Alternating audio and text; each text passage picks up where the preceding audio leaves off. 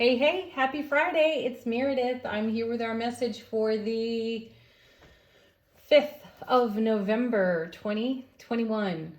We're using Mystical Moments Tarot for our message today. And of course, our beautiful oracle cards. I have a little bit of an update for you from the moon diary that I use. I decided to look a little deeper. And I prematurely mentioned that Mercury was in Scorpio already. That's actually happening today. It's possible I got dragged in magnetically to it the other day. Anyway, it enters Scorpio today and stays there until the 24th of November. Of course, you know the sun is currently in Scorpio. We have this beautiful new moon in Scorpio. We have a partial lunar eclipse on the 19th. This has been mentioned. We all know it's coming. The moon will be in Taurus, but this is still happening in Scorpio. And then Mars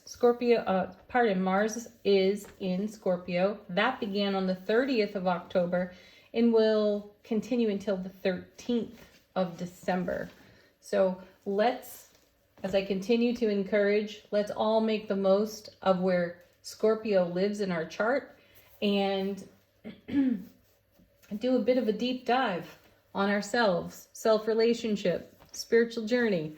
Okay, thank you for liking, sharing, subscribing, hitting the notification bell, and of course your comments. They're wonderful. Thank you. And for those of you not doing any of the prior, thank you for viewing. All right, our message today from Sacred Traveler Oracle. This is how we are moving within our sphere of influence in the energy atmosphere. The primary energy for us is Desert Passage. Trust there's a divine plan. That's beautiful. This has been coming up. I had an opportunity to share with a couple of my girlfriends yesterday, and trusting the plan, going with the flow was the theme for us as we spoke and shared. So this is definitely out there in the atmosphere, and it feels like one of those, take your foot off the brake. You don't need to resist. We don't need to resist. Resistance is futile. Anyway, really just go with the flow. Celebrate yourself, celebrate your day, and you know, this connects nicely for us to yesterday's and even Wednesday's readings. Trust, the energy of trust came up a lot. And going with divine order, divine flow, that came up as well. And I feel that this card is beautifully representative of the theme that's coming out of the readings about where we are on our foundation and how we are celebrating the horizon we've arrived at. And we were not necessarily looking toward the next one because we're in the now celebrating this horizon that we've recently arrived upon. So the cards, I feel, also represent the depth of the season at this time for us. So enjoy whatever passage you're having and trusting yourself within it. Okay, next, first from Mystical Tarot. I think that's what it's called. Anyway, we have the Fool, a fresh start, a new beginning. Here we are talking about horizons again. And this leg of the journey for us feels fresh. It feels new. And the Fool really resonates with divine flow, divine order. Like there is no agenda. There is no real plan.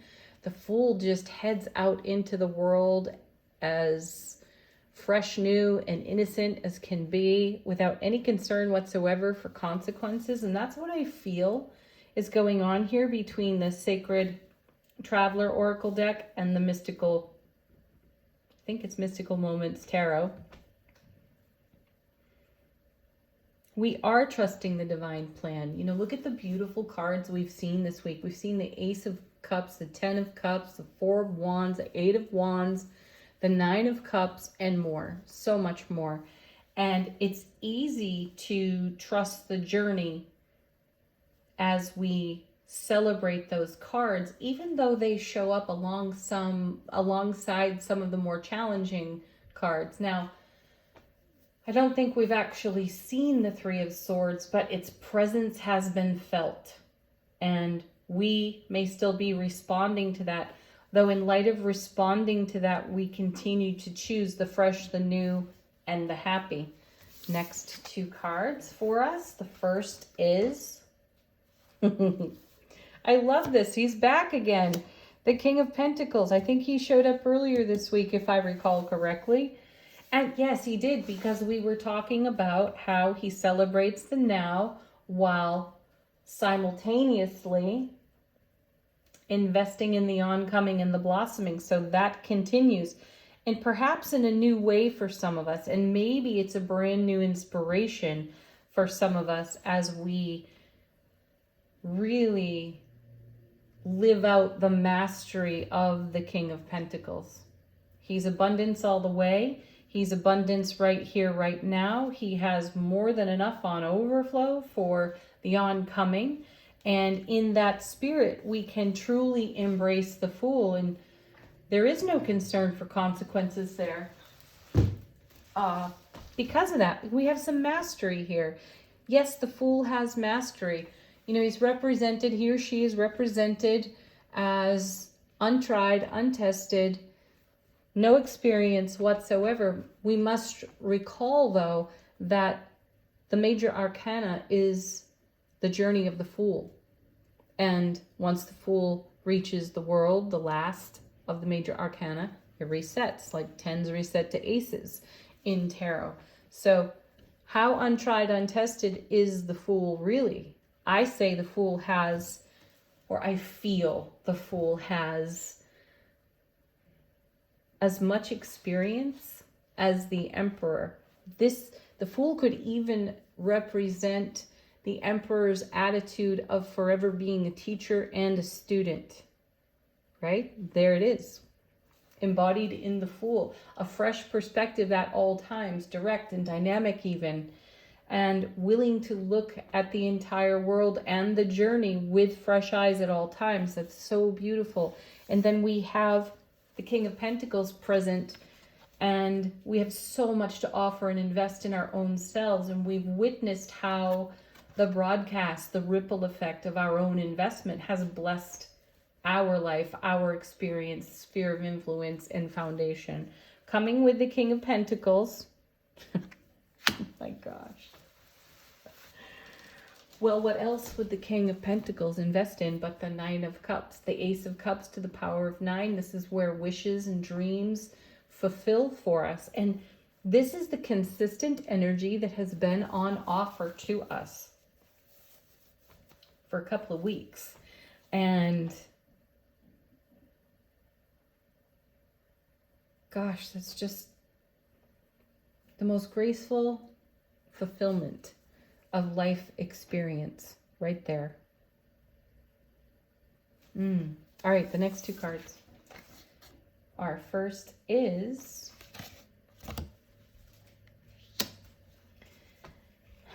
I've just looked at them both. So here's the Magician with the star. That's divine masculine, divine feminine in a traditional tarot deck for me here. And doesn't it feel the Magician's message is that we are the bridge between heaven and earth. Make what you desire real. Bring it, as above, so below. Bring it from the heavens to the earth plane. And here we have a fresh perspective, a brand new beginning here with the Fool, with the mastery of the King of Pentacles, a master of investment in the now and the oncoming, toward the Nine of Cups, dreams coming true, wishes fulfilling, The Ace of Cups to the power of 9. So incredible. It's magical. So hence the Magician, right? There's the Magician. Make it real. Bring it here. Yes. And doesn't the Star also a tremendously beautiful manifestation, co-creative card? The Magician flows into the star, and there she is actually pointing at a particular star. Oh, I've chosen this. Yeah, I'm bringing that to Earth. Wish upon a star, already done over here on the 9 of Cups. Ooh, made that a reality. Gosh, that's incredible energy. What a message. All right, let's go to the bottom of the deck. This is in the unseen. What we do not necessarily have a keen eye on at this time that the universe supports us with. Our first card, 7 of Wands.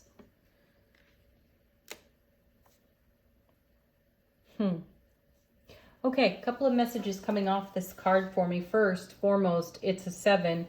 So there's another message of heaven touching earth for us, because that's what 7s bring. This particular 7 obviously follows the 6, which is victory, success, some notoriety, homecoming to your own heart space, right? And one of the challenges I once had with this card was, why would we set up a boundary? Why would we go into a defensive, protective kind of mode here on the 7 of Wands? And my feeling on this card is it's a moment to pause, actually, and take stock of our skills, our talents, and it comes back around yet again to the message of the King of Pentacles investing in the oncoming. So this feels like a natural pause after the victory and the success of the 6 of Wands to garner our gains and decide exactly how we are going to proceed. This may not be in the forefront of our thoughts today, and the universe has it in hand for us. So there's surprise and delight in this card as well. And, you know, it moves on then to the 8 of Wands, which we saw in yesterday's reading. So I'm coming back around to garnering our gains, reinvesting in self. And we're watching it all over the reading with the Magician and the Star and the King and the 9. And the connection in these cards to the, at the very least, the last 2 readings. All right, next for us off the bottom of the deck we have, gosh, that's beautiful. Look at that death card. And there's Scorpio, right smack in the middle of Scorpio season.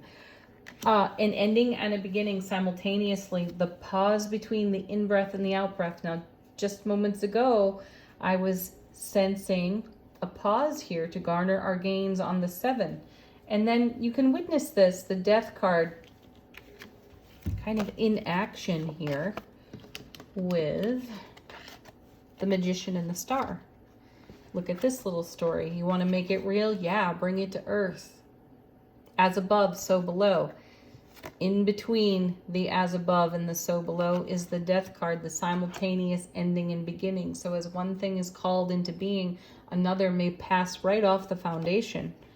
And that gives us even more inspiration to keep our eye on our stars, mildly represented by the 9 of Cups there. Oops.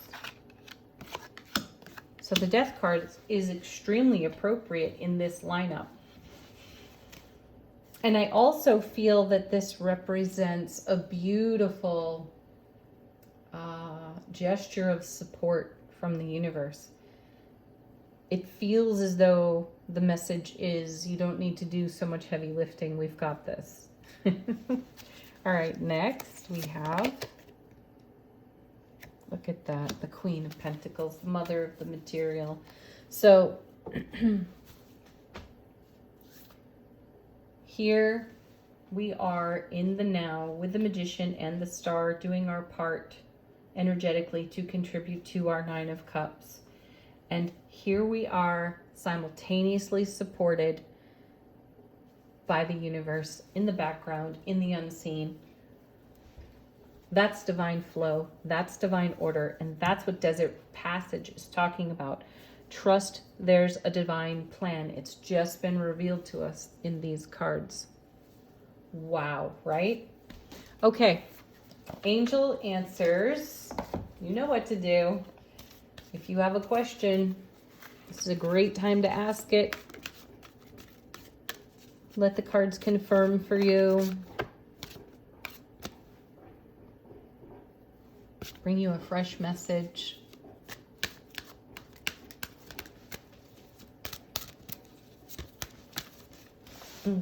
Ooh. Again, what I sense it's the third time this week, at least. No need to worry. Right, because the universe has our back. And here's the evidence in the tarot cards, by the way. And abundance. There's the king and the queen. There's the magician and the star. There's the death card even. And consider abundance to be the overflow, the divine overflow on the Nine of Cups, the fulfillment that that card promises. Ace of Cups to the power of 9. Ooh. Okay, next. Look for a sign. They're everywhere. And as I remind us all so often, if you need a sign, ask for a sign. If you don't think you got it, ask again. All right. And then we have emphatic yes. Yes. Celebrate these moments. Celebrate these experiences. Yes. Okay. Last, certainly not least, from... What is this deck called again? Oh, Divine Abundance. I'm taking a card right off the top. We have Intuition. Fuck.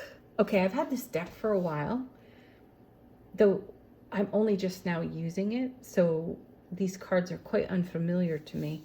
However, I want to point out that the I is in the heart space. We were just talking about this the other day, looking at the world through our heart space. And how often do we see the message to listen to our intuition? Gosh, it's all over the readings. Okay, so the message on this card is, each person's road to the inner divine is extraordinary and personal. How liberating to listen inside and sense moment to moment what's needed. It's very succinct, isn't it? What a beautiful, beautiful card for us. Have an amazing Friday. Enjoy the heck out of Scorpio season. Again, find where it lives in your chart and take a deep dive there. Peace, love, joy, happiness, laughter. Namaste. Bye for now.